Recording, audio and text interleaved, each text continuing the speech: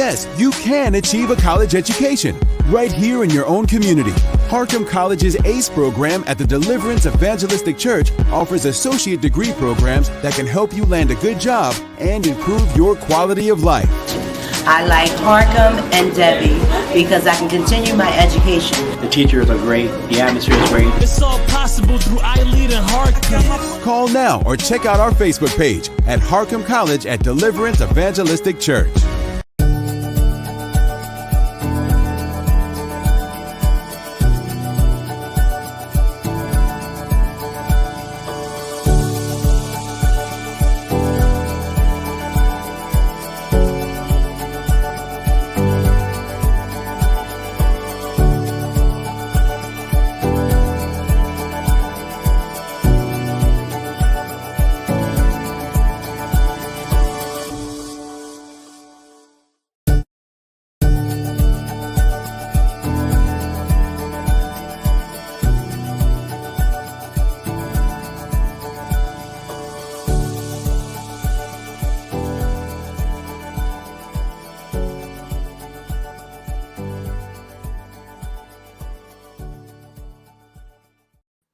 Hello, everybody. This is David Evans from Washington, D.C. I'm so happy for all of you watching around the world. This is going to be one of the best broadcasts we ever had on the PIC TV Network. And I'm so happy for all of you with us today. I'm so happy again. My co-founder is here. My main man is here, Campbell. Hey, man, you so big. They named the hurricane after you, man. I don't know what's up with this, dude. It's just one of those things, man. It's just Hurricane Ian is tearing it up. I just can't associate with that too much. He's doing way too much damage. Man, I know, man. Let's get right into this big hot spotlight today. This is Hello America on the PIC TV Network, folks, and you can chat in on PIC TV Network, Facebook, Twitter, Twitch, and you're watching live. Okay, we'll talk about our special guest we have it on today, man. This is part of the Black Caucus. This is big for PIC TV Network, man. Come on. First, this is just an honor. I'm very privileged to be here with you, Doc, and to share this momentous occasion. A good friend, Queen, is here. She's inspired me several years ago. We were doing some business together, but she inspired me as far as humanitarian efforts that she was doing, and led to what she was providing containers, tractor trailers of food to people in need. And I want to jump on that program and support it and expand it. And you and I expanded on that here in the DMV. So, she's just been an inspiration, motivation. She has traveled throughout the continent as Queen Mother and doing tremendous things. And I'm honored just that she's a friend, and I love the work that she's doing. And she's been blessing us by introducing us to Princess Dr. Sam Zungu Fidelis. And Dr. Sam is extraordinary. She's author, speaker, lecturer, but most important, she's a mentor. I thought that was just amazing because being able to provide the service that she provides, but also be able to hold the hands of those that's coming up at the next generation and be present, just being a force that people can see and touch, and she can help. So really honored by all the work that you're doing, and health is definitely wealth. So I'm looking forward to talking to you about your platform and the work that you've been doing to help people, and your foundation work, and just everything that you've brought to the table to celebrate with us at the Black Caucus. It's not just about parties. It's not just about getting together, sitting and having fancy dinners. The work, the networking, the ability to help people, not just here in the U.S., but around the world, on the continent of Africa, South Central America, and the Caribbean, has been, this driving force that makes this all worthwhile and worth it. So with that, I'd like to welcome everybody. Thank you for taking the time out to be with us. And Doc, I'll take it back over to you so we can have our guests talk a little about themselves. Well, I'm so happy again today. Dr. Queen Miles, it's wonderful. When I got the call today that you wanted us to be a part of the Black Caucus, man, and then we hooked up with Princess, and also we had the ambassador is in the background because I want him to come on, but he'll be on tomorrow. A lot of love. So this greet us, and can you introduce our princess today, Dr. Miles? Blessings, everyone. Truly, it's an honor whenever God gives you the opportunity to sit among great people, visionaries. And I tell you, Princess is definitely a visionary. She is a trendsetter that is going to set this nation on fire. I believe the call of God on her life is to come to the United States to restructure the mindset. And she's definitely going to speak about that. She is anointed for a time as this, as well as her husband. I just want to cut it kind of short for myself because I want her to have all the time that she needs. And it's certainly an honor to connect back with you, Dr. Evans, and also Dr. Ian. God bless you. I present to you all Princess Dr. Sam Zunga Fidelis. Oh, thank you, Princess. Thank you, Princess. Princess, how do you enjoy being in Washington D.C.? First of all, Princess, this is your being here today. How do you enjoy Washington D.C.? Oh wow. Blessings everyone. Sure. I think I'm speechless at the experience of being here. It's always just been a dream, and we've seen Washington on the internet, on papers. It's really just a dream to come here and be part of what's happening. And my experience here is overwhelming. It's literally new territories and really heightening myself to the level of things that are happening here. And, once things move in the direction that God wants you to move into, it shows the level and the capacity that's already within you. And it just needs you to step up to the people that you continuously meet. The people here are so great. The people here are so knowledgeable. The people here are so willing to learn together and grow together. So it's really been an experience of growth and an experience of realizing the potential that really exists in the world. Fantastic. Princess, being in Washington, D.C. during the Congressional Black Caucus, it's the 51st annual Congressional Black Caucus, where you have the elected members of from around the nation that's here, and you have some involved with mental health, you have some involved with international development, you have some involved with children. How is this platform to be able to interact with people this level? How have you found it? How are they receptive? Is this an opportunity to grow and expand? And what are you looking to take away from being here? Being here, I really have seen that some of the problems that we have back home are problems that also exist here. It's just a different dimension or different environment, but we all really have the same problems which we can learn from one another.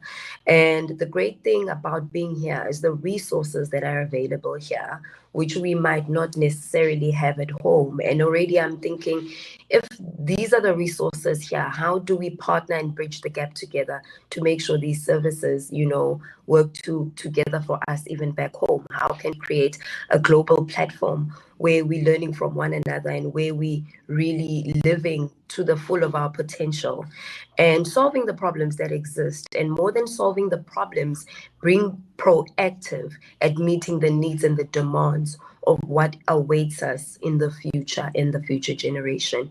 So my take home really is to create partnerships, is to have a continuous platform where we engage and solve problems together. I mean, different minds, we can do a lot together. I mean, we go far when we are together than just being one and having one set of mindset, an African mindset. But when we have a global mindset and people from different experiences, from different professions even, some of the health problems that we have back home are not just needing doctors, they are needing professionals from IT to solve the problem, professionals from transportation to solve the problems. So I'm taking a lot and I'm really soaking up a lot so that when I do go back home, the platforms created here are not just ending here, but it's a continuation of what has started here. Fantastic. Other than, tell us describe what it is like to be back home. Other than Trevor Noah, we don't know too much about South Africa since Nelson Mandela is no longer, Yeah. key figure. So tell us what's home like. How do you compare being here from what you've seen for the few months you've been here compared to being back home? I understand you said about the resources, but Yeah. give us a visual of what it's like to be back home. So back home, we have a very high unemployment rate. So that alone has such a great effect on the mental health status of our continent, young people, and even the older generation. Back home, the church particularly is not really so welcoming when it comes to health care and mental health issues. I think we're still a bit back when it comes to the interventions that are readily available, maybe from a public health sector or private health sector that the church can, bring together. And the education level also at home, general literacy is such a lag behind that even when we try to educate people, it's really hard for them to conceive and conceptualize the information they're receiving. So we've got so many rural areas that it's untapped and people don't have resources. And then we also have the nice areas, which is your Sandtons and your Cape Town, where people are really affluent and they have resources because they have the money. So the inequalities in our country are causing a really huge scourge in how we navigate the public health sector or even the resources that are readily available. If you want resources, you definitely need to have money. So our public health sector is not as good as, of course, the private health sector or any form of private health sector within our country. So there's so many inequalities that are affecting how we even, navigate life, navigate resources and use the resources for the betterment of the whole country as a whole. You're saying things that, we've talked about here in order to bridge the gap. The African diaspora, African American community need to work with our brothers and sisters, mothers and fathers, uncles and aunts on the continent, because we have access to a lot of experience, knowledge, and resources here, but the real resource on the continent. So if we're able to bridge the gap between the continent and the diaspora, that we'd be able to take the resources, monetize those resources, monetize the expertise that we have here, and apply them to different circumstances around the globe, we can have a much more livable, satisfying world. Have you done any type of outreach to the diaspora? Are you linking with African American organizations, or are you looking at it from the standpoint of government, foundations? What's your approach? Have you figured that out yet? The approach, we've had some contact with the diaspora. And some non-governmental organizations and governmental organizations. People are really, they're easy to hear, but very slow to action out and move together with. So I think I've literally from my foundation perspective, we've been running with the people that are there and available to run with us. And I think this was one of the great opportunities, on a global scale that has come through.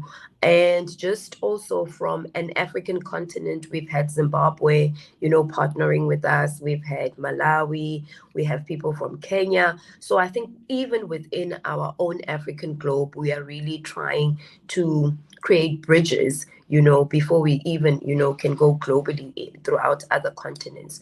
So I think it's pulling weight. There's something that is moving, but not as fast as we'd like it to be. Understood.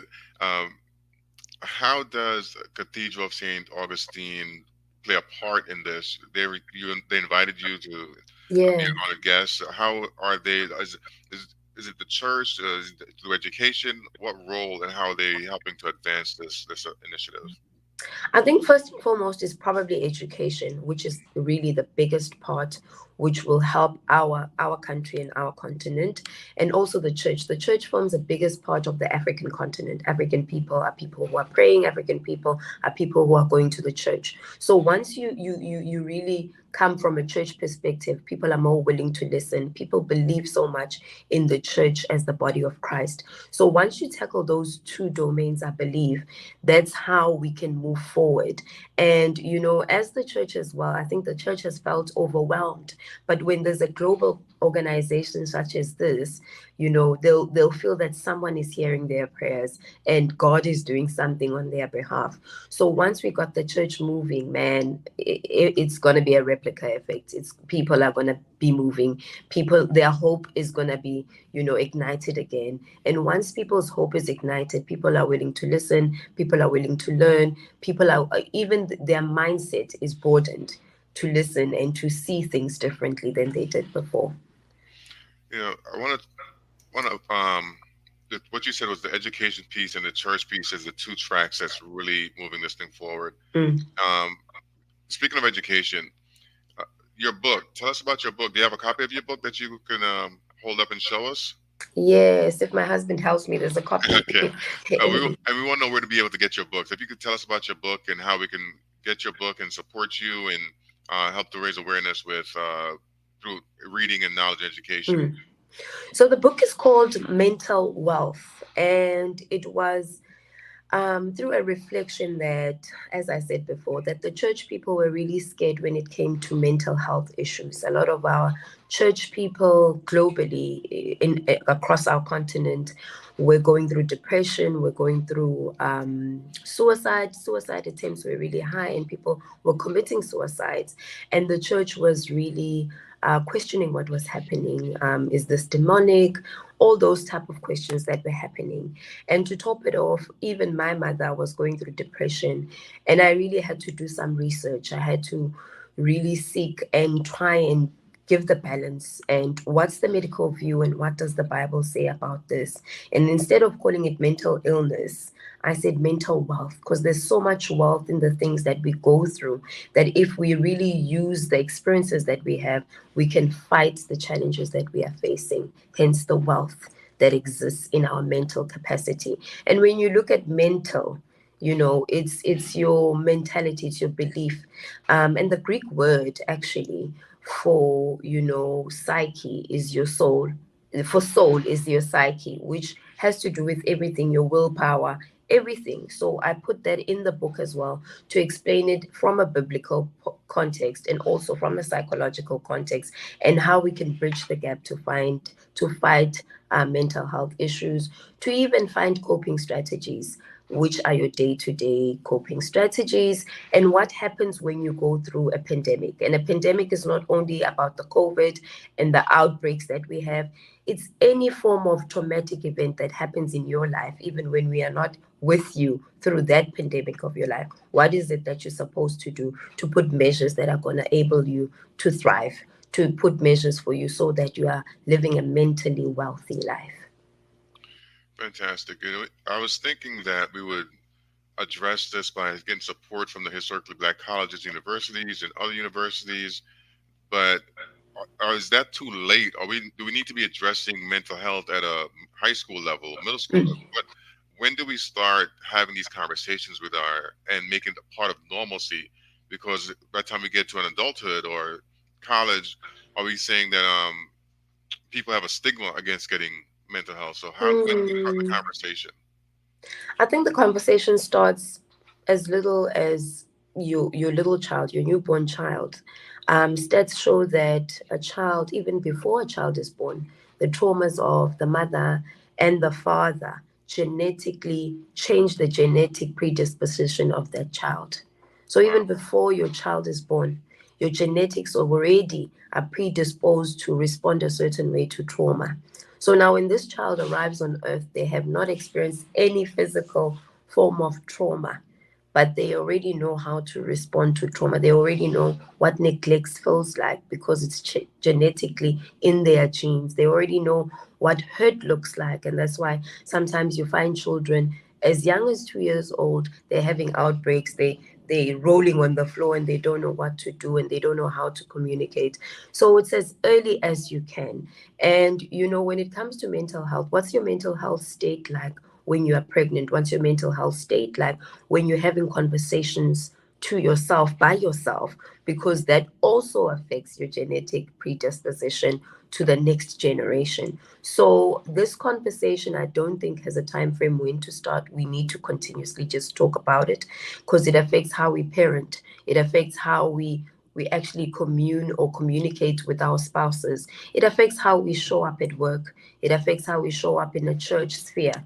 It affects how we even show up in educational spaces. Why do we struggle to manage stress in an educational space or a workspace? It has to do with our mental health. Remember, mental health has to do with the way you think, has to do with your emotions, has to do with your behavior.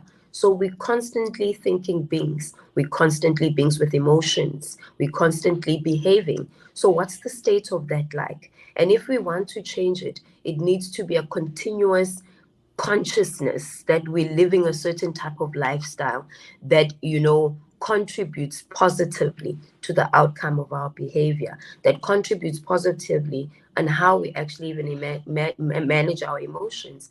Why do we say boy children don't need to cry and they need to be strong? What's the implication thereof?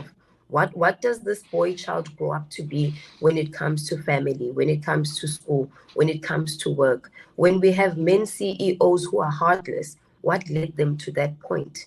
Is it probably the culture that we've created, that men have no emotions, that has led them to become like that? So many things that we need to look into. So mental health is not just a conversation that we need to start and end. It's a continuous conversation. That piece that you just mentioned is worth its own show to go dive deep into it. This is fascinating. I know we have a commercial break coming up, but when we come back, I do want to talk about the relationship with between Her Royal Majesty Queen Mother Miles and you, because she's one of your greatest fans, and I'm not sure if it's a mother-daughter relationship, sister-sister relationship, who's mentoring who. So that's going to be a great conversation to have, because I think that support, you know, she's supporting you in such a way as you're giving and pouring into others. She's serving as a support system for you. So I want to talk about how important it is to have those networks and those links, and how important it is to have those relationships established. So, Doc, I'm not sure if you're going to take a commercial break now, but we really appreciate the time as we kind of fade to a quick commercial break. We'll be right back.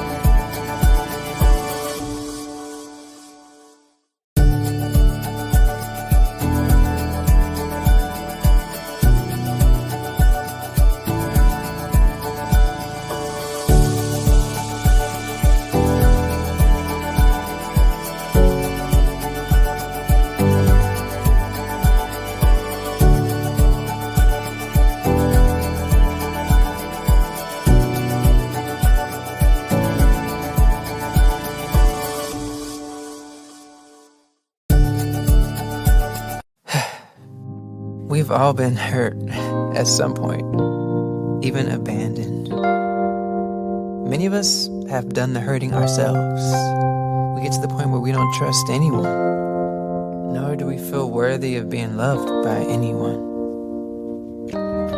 Then there's that one person who just doesn't give up on loving you.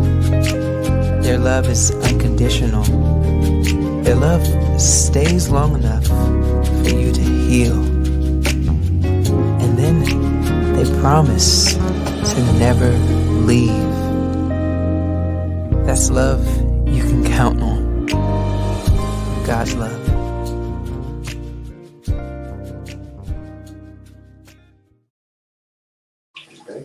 Mm-hmm.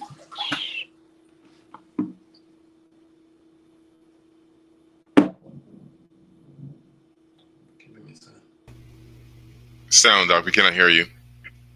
One of the things my co-host being with me, always in the driver's seat. He always keeping me right. You know, I love Brother Campbell. He's doing a wonderful job interviewing the princess. Wow, this is big. Those who are watching right now, you're watching the PIC TV Network special edition, Hello America.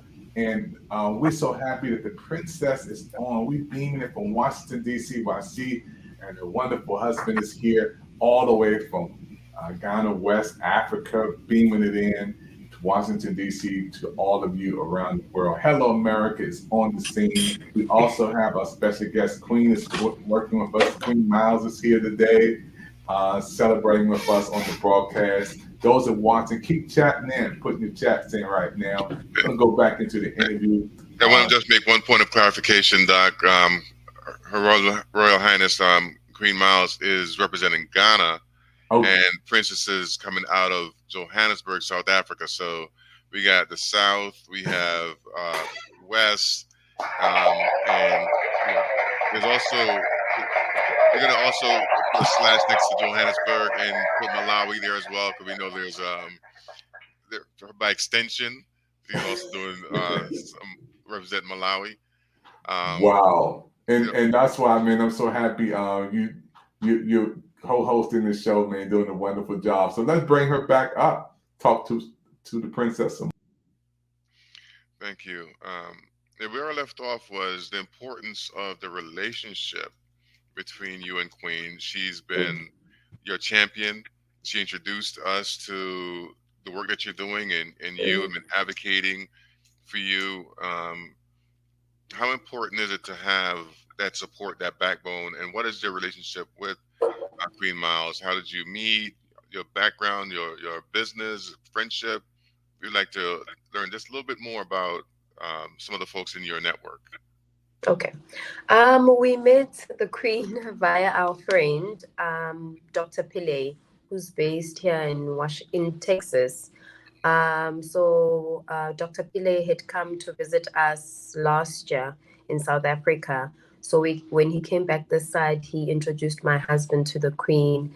And since then, the Queen has really played an inspirational role and a very pivotal role in opening doors in so many areas. And she's also really been a good mentor and direction and guide, you know. And I think this is really important because I think in our country, we take that for granted. Even when you seek out for such a support or someone who will help you navigate, people are never really willing because people feel inadequate, even though they have capacity.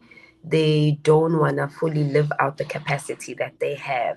And sometimes it comes with such a great responsibility, and people are not really ready for such a responsibility. So she has really taken up the role and ran with it and taken up everything in her stride, really, to ensure that, you know, even within my role, I feel secured and I feel like this is what God has called me to do, even though I knew that you always want people that are going to be there for you and vouching for you and fighting with you, you know, because there's so many doors that get slammed before your face. There's so many things that happen that pull you away from the vision at hand. So she's really played a very important role of support, of helping and nurturing us and guiding us and directing us and just showing us what else could be done so that the vision that is at hand is realized and we living to the full potential that's within us or within me.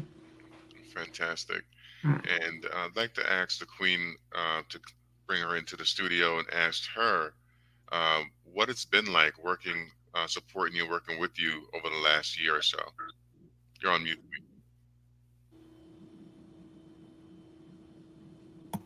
Can you hear me? I Yes. apologize. Truly, I am humbled, because to me, the greatest gift is not so much the gift that you have inside of you.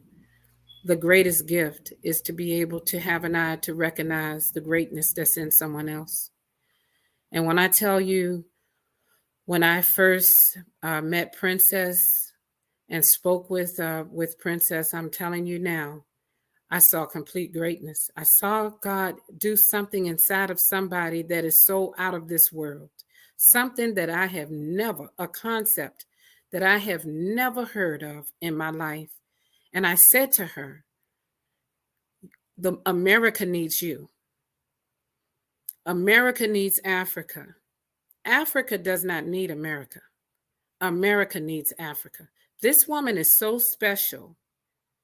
And Honorable Sam, her husband, are so special to God that when Honorable Sam gave me a call and said that they were booked to come, and they found out 2 days before that they were not scheduled, I had no idea that I even had an invitation to be there. When I got that call from Honorable Sam that morning, and this is how special, I want you all to understand that this is a special kingdom assignment with this husband and wife, not just by title, but under the King of Kings and Lord of Lords. And let me tell you something, I was connecting them with someone else just so that the trip wouldn't be in vain for them.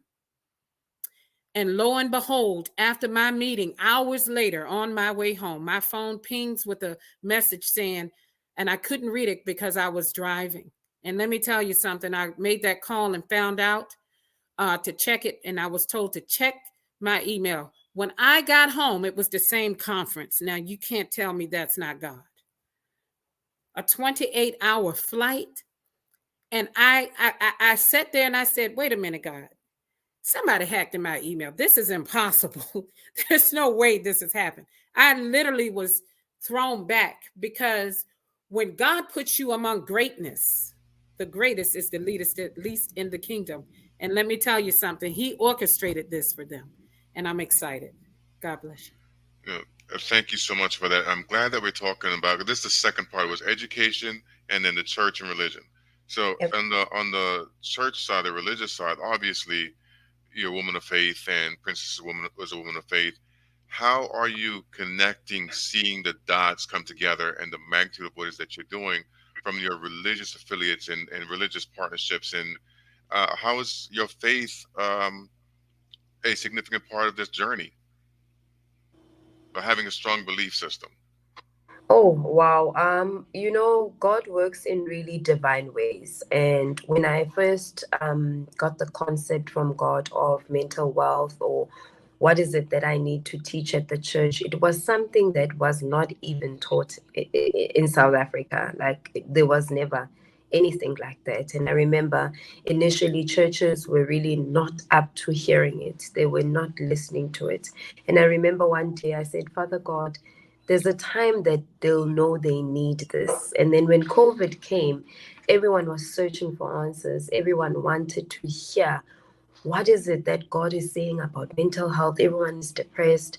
And that was just one of the doors that were being opened. And as everything just keeps opening up, and each church was calling for a workshop, my own faith was ignited, and I believed God for greater. And as I reflected even on my own journey, where God was showing me where He's brought me through, I realized all along I had the mental wealth that God had given me. And when you read in the scripture in the book of Genesis, and when you hear when God has given authority and dominion to Adam and Eve, the way that the enemy comes to them is by questioning what God had said. It says, did God say? And most of the mental health issues are issues of what you hear in your mind, and the conversation that you have by yourself or with the enemy in your mind. So after someone opposes the truth that you carry, you start reasoning and having certain type of emotions. You start having certain type of behaviors. And then in this world, it's called as mental illness because they're no longer in line with what society expects of you. So when I navigated and everything was happening, I realized that all along, everything was in the Bible, that all along, God could never have lied, that all along the solutions are just right there before us. We just need to look and see them. And all along, it takes the next person believing in God and telling you about what God has done in their life and what God has done through someone else to actually start a fire and cause people to want to listen again, to cause people to want to change again, to cause people to have a transformational effect from not only in their families, but in their society, in their community, in generations even to come. So faith is the biggest part of everything we do, even though it starts with a small mustard seed of a faith, but it has a very big effect of a fire that you see moving and moving from one end of the African continent to the other end. And then you hear people calling you from the different countries of Africa just to hear this one thing that God has for you. And then they say there's something else, there's more else. And then God reminds you that this is what else that you carry for people to solve their problems. And even to realize that they are also the change that the world is seeking, because they are also the greatness that God has put here on earth. So I can go on and on when it comes to faith. It's all a divine connection of God. It's all what God really waits for us to hear from him, to hear these solutions that we have, that he has for us to solve people's problems that we are living with here on earth. Wow, thank you. Queen, do you want to chime in? You're on mute. I mean, what can I say? What can I say? It's a rebirthing of the nations, and God is using this mighty woman of God, this humble servant for his kingdom. And I'm just humbled to just glean, in her presence, even here. I tell you, he's an awesome God. Amen.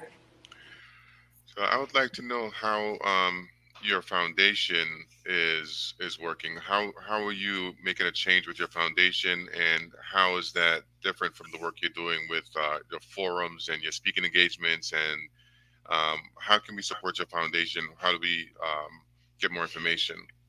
Okay. So when it comes to the foundation, the stats in our country say that 9.9 million people have mental health issues. And those are the people that actually go to hospital settings. The stats also reveal that there's probably the equivalent of that amount of people that have not gone to mental health institutions, which means that we do not have capacity in our hospitals to help people with mental health. What does that then mean? It means that people need to be trained in each church, in each school, in each organization that exists in a community, in each private institution that exists at workplace. Train them to identify trauma, train them to counsel trauma, train them to identify when someone has depression. And how does that happen?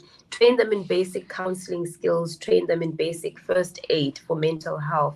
And that's what our organization is doing, is targeting that at least in our country alone, we can target 20 million people that we can reach through the alleys that we are creating in each school, whether it's a primary school or a high school, whether it's a college or university, through each church, through each private institution, whether it's an accounting or IT firm.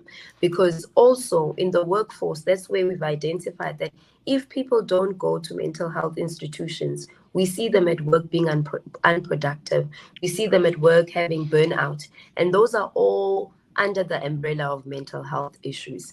So if we train just at least 4 people in an organization to identify, to counsel, and to manage any form of mental illness, we would have at least have the possibility of targeting 20 million people in South Africa.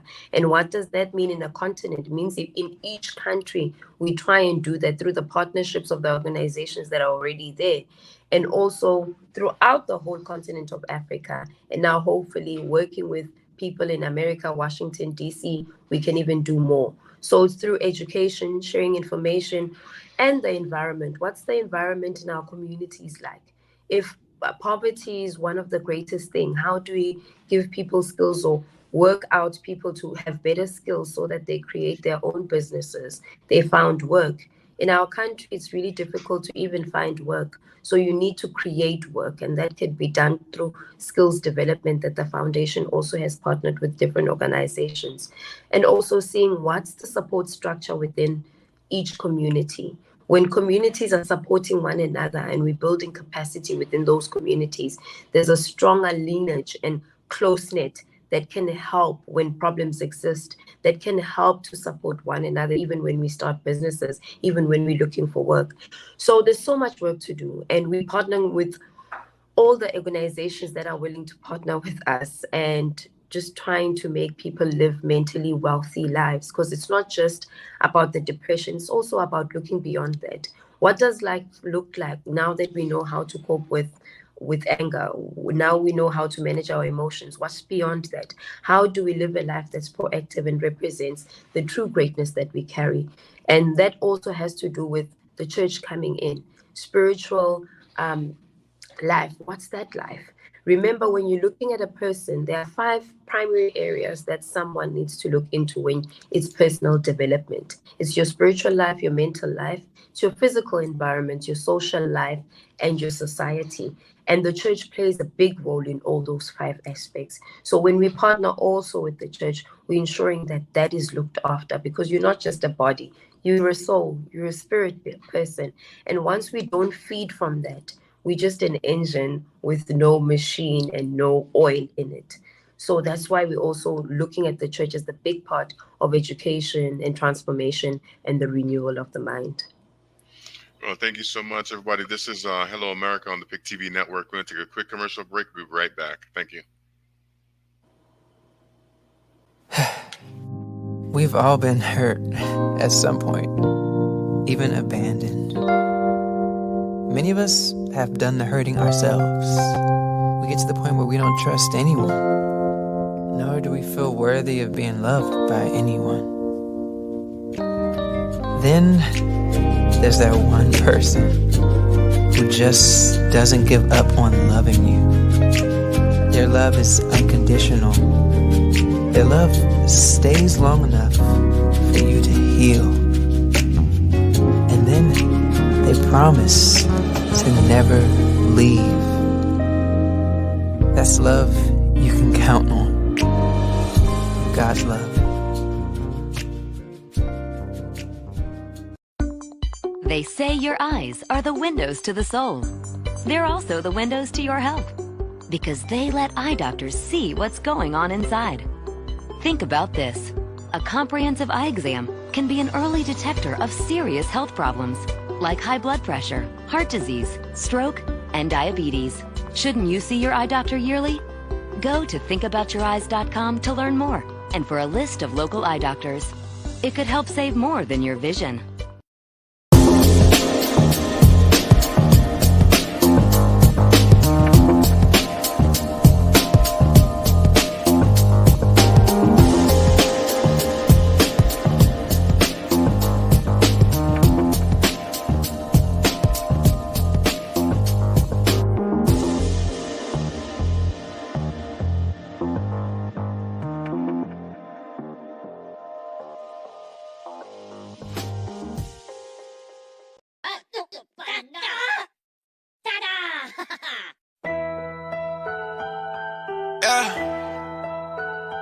It's the biggest. You know what I'm talking about? She want the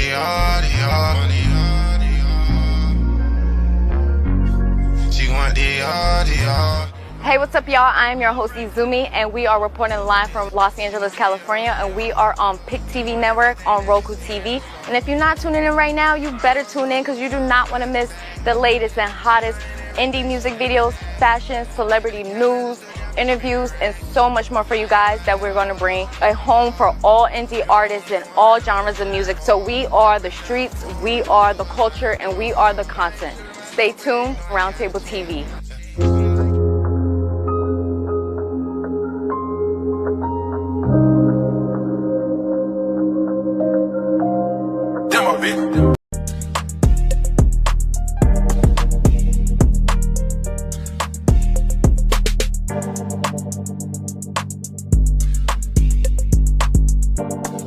Hey, what's up, y'all? Said the Entertainer. I want y'all to check out PIC TV Network. That's right, PIC TV Network. They got 60 free channels on Roku. This is dope. They also started the brand new Coaching World channel at $9.89. So if you are a content provider, you are a young business with an opportunity to build a platform where you can have your own show, do some programming, check out PIC TV Network on Roku. They got over 60 free channels for you to check out and also grow a business. Go and see them now. See the content. See what they have to do. Learn something. Check them out. All right? PIC TV Network. That's what I'm talking about. Holla.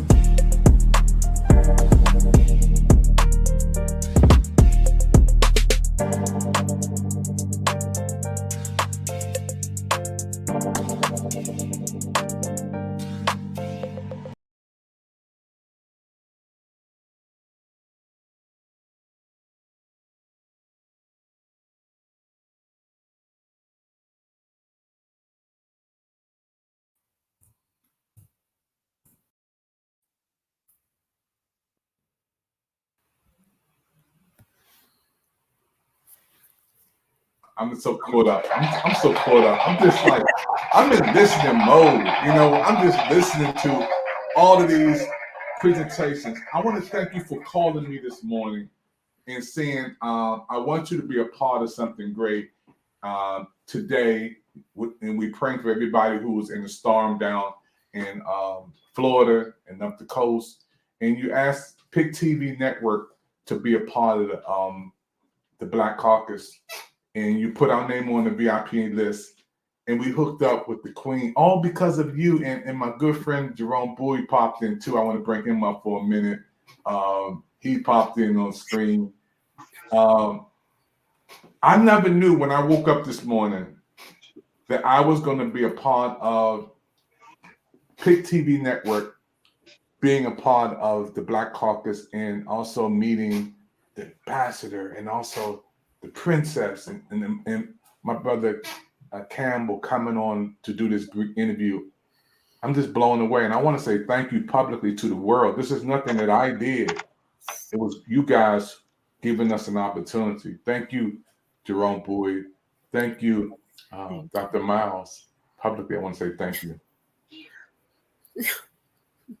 Wow. After you, Pastor Jerome. Sir. Well, it's an honor. Can you hear me? Yes, sir. It's an honor to be here. I always believe in networking, and I always believe in there's more than one fella in the ship. When I was hooked up with Dr. Mouse, actually through you, David Evans, we connected, and let me say, this area was flooded with food trucks for food. You know, you was out there, and this connection I had with her allowed me to feed thousands of people in this area with food. She sent not 1, 2, or 3 trucks. She sent 4 trucks, 5 trucks, and we was able to feed communities. That was such a blessing. But when she seen that I was able to handle it, she said, "My God, look what God sent me." I said, "Send as many as you want. I'm gonna make sure that people get fed." So we was giving her updates, sending her footage, and you know, we had like 2 trucks unloaded within 2 hours. And I believe Pastor Maxwell is on here somewhere too. He can contest to churches coming and picking up truckloads of food to take to their community. It wasn't just about me and what I was doing at one location. We had 4 or 5 locations waiting for food to be delivered. So God is good. I also believe that Overseer Billy Hall is on this call too. And so I just believe in networking, and there's more than one fella in the ship. I'm just honored to be able to, like my friend Shelly Miles always say, help one another. And I tell you, this connection has been a blessing from God. And also Maxwell, I love for him to say something. He's been over Africa for the last 4 or 5 years doing some mighty work over there. Building stuff, doing things, got businesses over there. And just to know him and know what he was doing inspired me. So I'm just honored. I'm just honored. Yeah, I want to say thank you publicly. I was raised right. When people do something for you, you always say, first of all, thank you. You know, Mother Evans and Father Evans, my mother and father raised me right. And like I said, I take no credit for this show coming on today. You know, PIC TV Network is blessed. We just came from the New York Fashion Week. We was a part of the United States Air Force presentation. We just had a big event at the Nats game, the Washington Nationals. And put my hat on. Yeah, I seen that. I seen that. It was nice. It was so many things happening, and then we part of this. And I want to thank Mr. Campbell too, because he knows where we come from. And this brother has been with me down through the stretch. Doc, everybody don't know. When PIC TV Network started, we had no money. This brother met me at the MGM, put an envelope in my hand and said, make it happen. That ignited this whole thing, man. And I love you. I love you. This brother is my right-hand man for PIC TV Network. He does all the black and white contracts, does everything. Want to give a shout out to him for making it happen and to do this worldwide interview with the princess, to have her on. I mean, I think this is one of the biggest things on PIC TV Network, man. You have to get an award, Campbell, for this one, brother. When we have our anniversary, you got to get a 5-star award, man. The interview with the princess, come on, Steve. I'm humbled. You know, I want to acknowledge the work that's being done and how much of a pleasure it is to have Princess and Queen and all the supporters and everybody that made this happen. So I know that we're running short on time. I'd just like to ask Princess to give any type of closing remarks. How can we support her, continue to promote the work that she's doing, and then bring Queen Mother in. Queen and Queen Miles is a Queen of Public Affairs and Minister of Public Affairs. So I just wanted to make sure I set the record straight on that. So Her Royal Highness Queen Miles, bring her in as well to have her say a few closing remarks. The Princess. Wow. How do we keep supporting? Yes, you can go over to my website, www.mentalwealthfoundation.com, and all the details are there to get in contact, to how to support, how to donate, www.mentalwealthfoundation.com, and all the details are there. And you can partner with us, you can help us when we're coming out and doing outreach, when we're doing workshops. All the information we'll share from our website. And thank you so much for having me here. It's been a pleasure. It's such a pleasure to be at Washington, D.C. as well. I feel the love. I love how people are here this side, how informed they are, how willing to learn they are, to learn about other people and other cultures. And yeah, it's the state where everything is legislated. It's the highest form of the building. So it's speaking prophetically to what needs to happen down here on earth. Thank you so much. Pleasure. Thank you. And we hope this will not be the last time that you're on PIC. We're looking forward to continuously working with you and checking on you and be at some of your events and learn about the forums and things of that sort. Definitely. Thank you so much. Thank you. Queen, I want to say thank you again to all of our guests today, my right hand, Campbell, and all our audience, our virtual audience. There's many of you watching. You're going to be watching a repeat. Just going to play this over and over and again. And tomorrow, we're going to have her husband on. This is going to be big.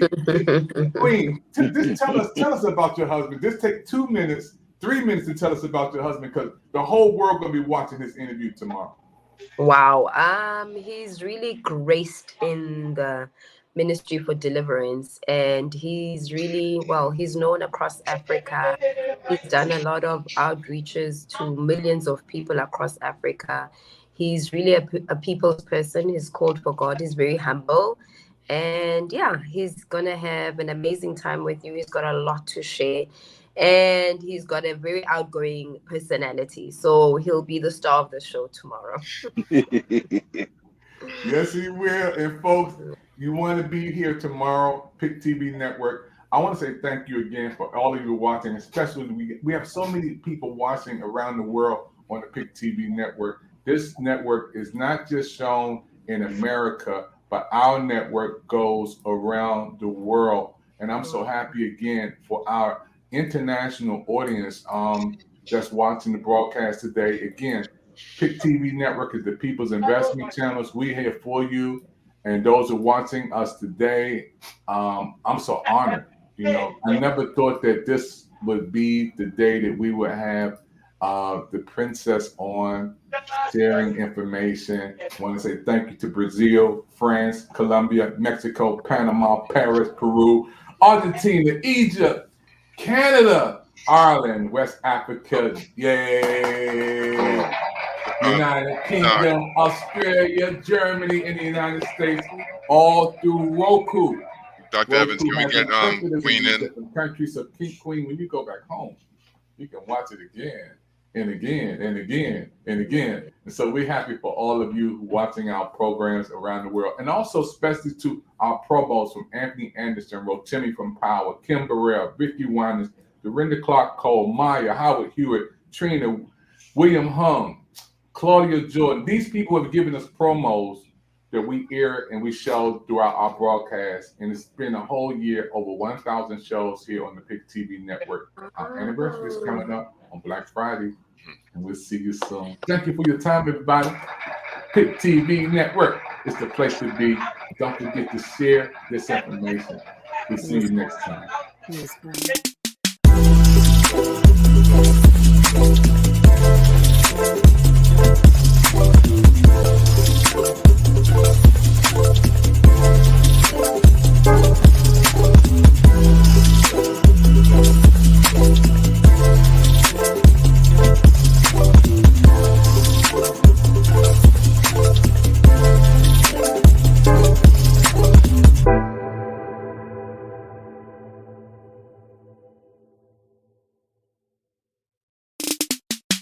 Hey everyone, this is big. I want everyone to download the PIC TV Network on your Roku search bar. My brother David Evans is growing PIC TV fans, and I want us to help my brother blow up PIC TV. Boom!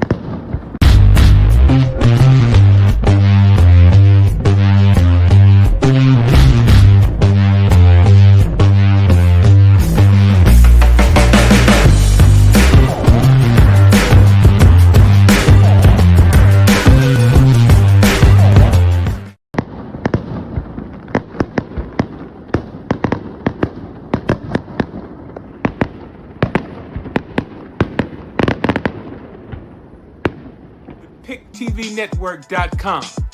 Bomb.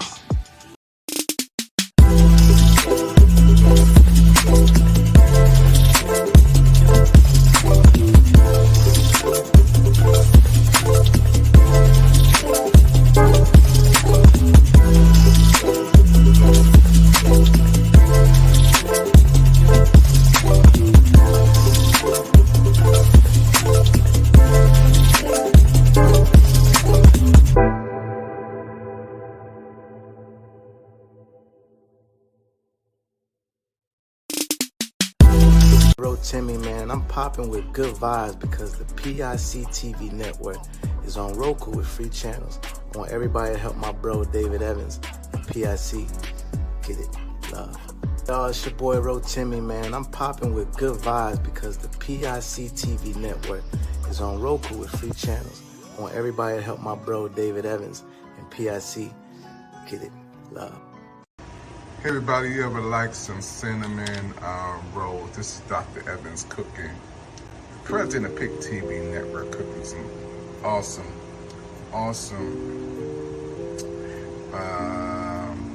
honey rolls for you guys. Everybody, this is for my special viewers on the PIC TV Network today. I'm doing something special for you guys. Now, I'm getting ready to slide some of this glaze on it. So this is orange glaze. See if we can get a little bit at a time. trying to do more than I want. Let's see what's going to happen with my little glaze. Yeah, there you go. Let's plank these rows here. Grate them with a little bit of glaze. Some people don't like this glaze, but I like the little glaze that's popping on, so you guys can see how I fix these for you. That's if you're watching today. You get you some honey rolls. You can put a little honey on too. That's what I do. These are orange rolls, orange cinnamon rolls, and they smell so good too. Got a little bit more on there. So I'm just cooking some rolls from the president to you. From the president to the people, how's that? President to the people. Like my rolls, you guys? How you like that? Yeah. Make sure you guys are good. That's it. I'm gonna cook a little bit more in there, you know. So this is from Dr. Evans. I love to cook.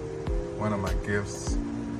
Meet me on the Food World channel, PIC TV Network. What do you think? Yes, you can achieve a college education right here in your own community. Harcum College's ACE program at the Deliverance Evangelistic Church offers associate degree programs that can help you land a good job and improve your quality of life. I like Harcum and Debbie because I can continue my education. The teachers are great. The atmosphere is great. It's all possible through iLead and Harcum. Call now or check out our Facebook page at Harcum College at Deliverance Evangelistic Church.